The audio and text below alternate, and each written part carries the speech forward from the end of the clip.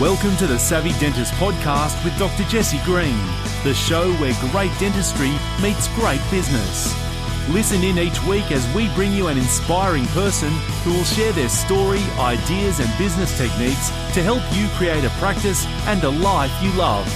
And now introducing your host, Dr. Jesse Green.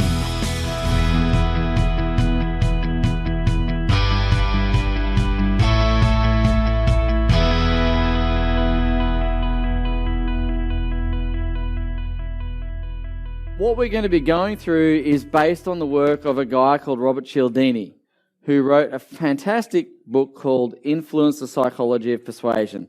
If you have not got a copy of that book, grab a copy. It's a fantastic read. And I think it's one that we're going to show you really how to apply in this process. So where the influence part comes in is really the salt and pepper seasoning as we go through. We're going to give you some specific things to use. Again, more tools for the tool belt so you can salt and pepper and season your process as you need to. So, why is it that some people manage to go from one interaction to another and get what they want when others seem to flail? It's about their ability to persuade and influence. One of the reasons why they facilitate the decision part of that triangular elegant selling model down the bottom has two parts, inform and influence. We need to help you get to the position where you're getting a lot more wins than you would otherwise have had. And so equally, if you can understand the psychological principles behind influence, you're going to get far more from life, not just in your work life, but in your whole life more broadly. And equally, it prevents you from being manipulated. So understanding psychology is really important. It gives you an insight into human behavior, not just that of others, but of our own. How we interact in certain circumstances is just as important as to understanding how other people interact and how to be able to influence that interaction. So I want to talk to you a little bit about the things here. We all use mental shortcuts.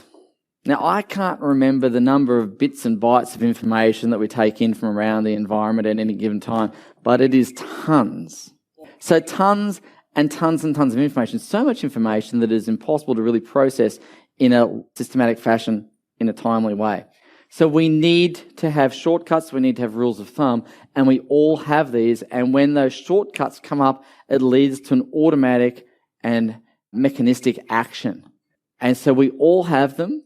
Every single one of us have mental shortcuts, and we need to know how to use those in our case presentation, in our sales process, and equally to be sure of our own so we don't work off assumptions. So I want to talk to you about how this works in the animal kingdom as well. Turkeys and polecats is probably the main story I want to tell you. Polecats are predator, and they like to eat turkey chicks, basically. And so when the polecat comes along, the mother turkey does what mothers do and starts to attack the predator to protect her babies. So what they did was they dressed up they found a baby turkey, a toy one or something to resemble a baby turkey, and they made it make the sound of a polecat. So obviously it was constructed that way. And the turkey heard the polecat noise and automatically went into attack mode. Then they reversed the experiment and dressed up a polecat and put a baby turkey noise to it, and the mother started mothering it. So again, we have these automatic responses. So it's really important to understand that we have these responses, and we need to understand that it works in us as well. So let's talk about some of these shortcuts. Here's an example of a shop. And this particular shop owner was having trouble selling some jewellery. And as she left the shop, she asked the assistant to mark everything down by half. Let's just clear the stock. We'll mark it down by half. And the shop assistant misheard her and doubled the price. And amazingly, it sold. Because the shortcut there is that expensive equals good. Now, I also understand that, for some people, this might feel a little hard to understand how that might relate to dentistry. But it really comes back to positioning as well. If you get that pre-frame model right, you can command a premium with what you do. Now, I know that, for some people they want to run a premium practice, other people want to run a more middle-of-the-road practice, and that's fine. But I want to tell you about something that we did in our practice. It may or may not translate to you guys. I'm not saying you should necessarily do it, but just to see this in action, because I was caught out by this particular process. In our first practice in Canberra, we had a waiting list that was far too long, and it sounds like a really big ego trip to say, oh yes, I'm booked out so far ahead of time, but it is actually a problem around capacity.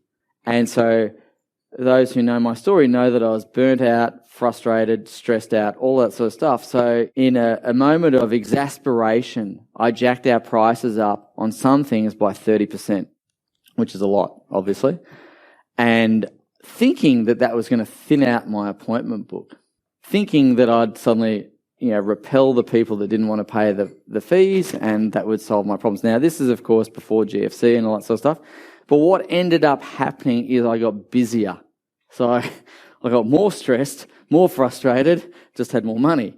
But it didn't really solve the problem that I was actually trying to solve. And the shortcut there became expensive equals good. And so we worked on that. We actually really marketed that. And we spoke about, we're not for everyone.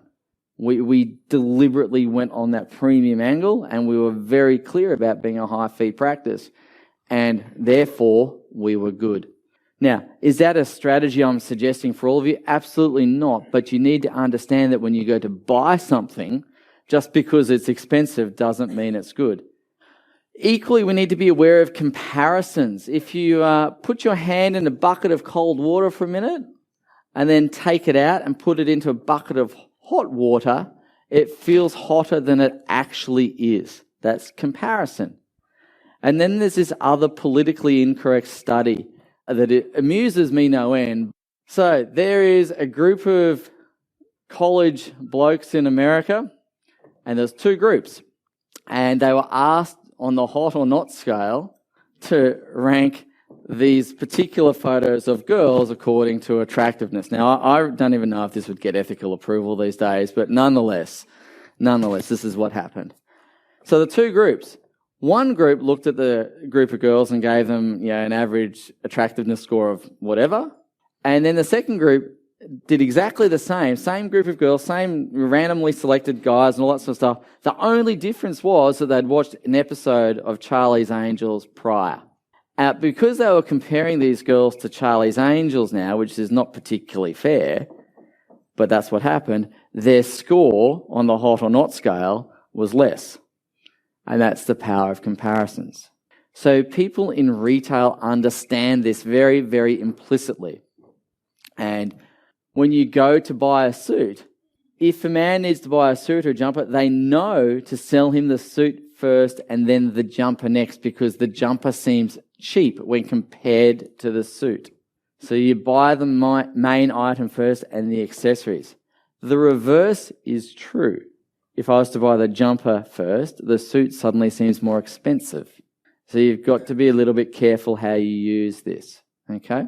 So again, this is you can influence the situation, and it's been engineered in a way that is almost impossible to detect. Okay? If you understand these comparisons, you can make them work. Okay? And if you don't, they can actually work against you. So if you're presenting treatment, and this is one of the reasons why the typical ascension model from worst treatment option to best treatment option, which is the accepted dogma around, I don't buy into, because you are inevitably stepping up in the price bracket and it becomes more and more expensive. So it goes against this. Now, yes, there are times when you may want to do that, but you need to be conscious of the comparison that's happening in the mind of your patient in front of you. Really important. It's really good to be able to use comparisons as a way of downselling. Thank you for listening to the Savvy Dentist podcast with Dr. Jesse Green. For more free tools and resources, join the free Facebook group. Visit drjessegreen.com/Facebook. And for more episodes, visit drjessegreen.com/savvydentist.